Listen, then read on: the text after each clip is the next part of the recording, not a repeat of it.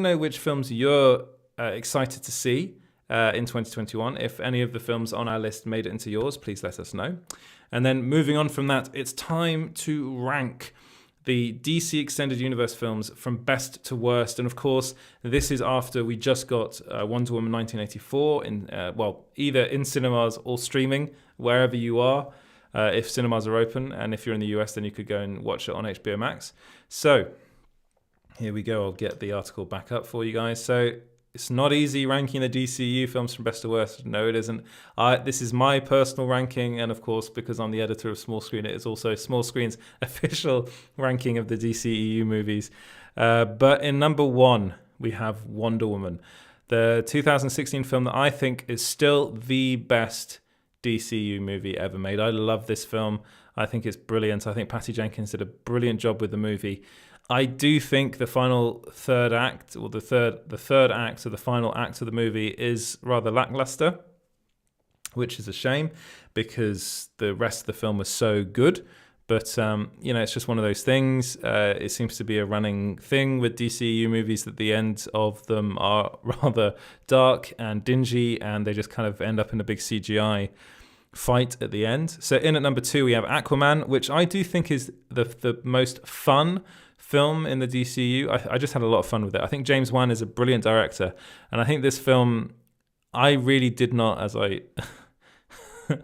you get to see the abs on show, I really didn't expect it to work. I'm going to be honest with you. I really didn't think it was going to work, but I came out of the film thinking I really, really enjoyed that. So obviously James Wan did something right, so that's in at number two. In at number three, Man of Steel, which is one of my favorite, if not my favorite Superman film. And I have issues with it, but I have issues with all Superman movies. I think Henry Cavill is perfect casting. I actually think the DCU is really, really well cast, just in general. But with Man of Steel, I think Zack Snyder did something really interesting with the character. He kind of modernized the character. He gave us a really good Superman. I do think there are plot problems. I do think the Superman we get is a bit too angry, let's say, a bit too aggressive. But I really enjoyed the film, and I would love to see a second one. So that's number three. And in at number four, this is probably where you guys, a lot of DC fans, are going to look at me and be like, what the hell are you thinking? But Birds of Prey, I love that film. I actually genuinely think it's a good film. I talk about fun. I think Birds of Prey is a really fun film. And it's got a very strong cast. It's got a very strong lead in Margot Robbie, who's brilliant as Harley Quinn. I think she was the best thing in Suicide Squad, which actually isn't that difficult.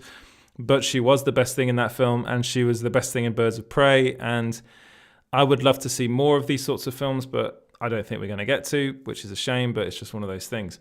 Then in at number five, we have Shazam, which I feel is, as I said, it's not great and it's not terrible. So it's kind of okay. It's like, I think the best way to describe this film is a bit meh. Although I do think Zachary Levi as Shazam is perfect casting. So yeah, that's in at number five. And then in at number six, unfortunately, it's Wonder Woman 1984. I know you're probably thinking, where is this film?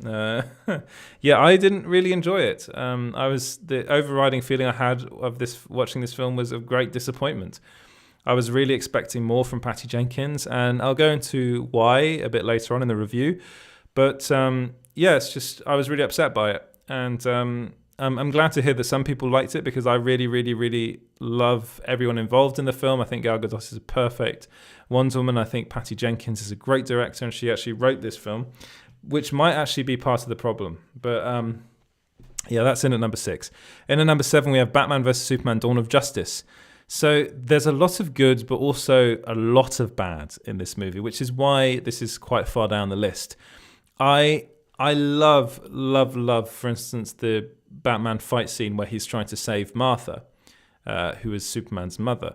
But that brings me into my least favorite aspect of the DCU as a whole, and that's that whole Martha scene between Batman and Superman, where they both realize that their mothers or surrogate mothers have the same name. And I'm like, is that really a reason to stop fighting? Because Batman was literally about to kill Superman. And there's another issue I have with that film, is that the Batman in it, I do actually think Ben Affleck's portrayal of Batman is a very interesting one and actually one of the best we've had. But I also think that he's just too killy. He's too murdery. And there's something I don't quite like about that version of Batman. But there are things that I like about it. I think that Batman beating up a bunch of thugs scene to try and save Superman's mum is the best scene, hands down, in the DCEU. I think that is the best scene in the DCEU. But then again, you can't have a film be brilliant just based on one scene. And I think the rest of it is actually pretty poor. But that's just my personal feeling about the film. Then in at number 8, Suicide Squad. And I did say at the beginning of this David Ayer's Suicide Squad, but it's not David Ayer's Suicide Squad. Because, of course, David Ayer's Suicide Squad was never actually released. The vision that he had was never put into cinemas, which is a shame, and I really don't like that. Even though, for instance, I don't think Batman vs Superman is a particularly good film, I still love the fact that it's Zack Snyder's vision, and I love the fact that he got to do what he wanted to do with that film. What happened here was that the studio panicked and took over the movie, and then ended up cutting it into something that it was never meant to be. As I said, it's just a really bad movie. It's poorly edited, poorly written, not particularly well acted, and it's not David Ayer's film. And it's a product of studio interference, and basically, yes, to the point of ruin. I think the film is actually dreadful. But then, number 9, and the worst film in the DCEU by far, is Justice League, or shall we call it Justice League? I think that's how people call it. It's terrible.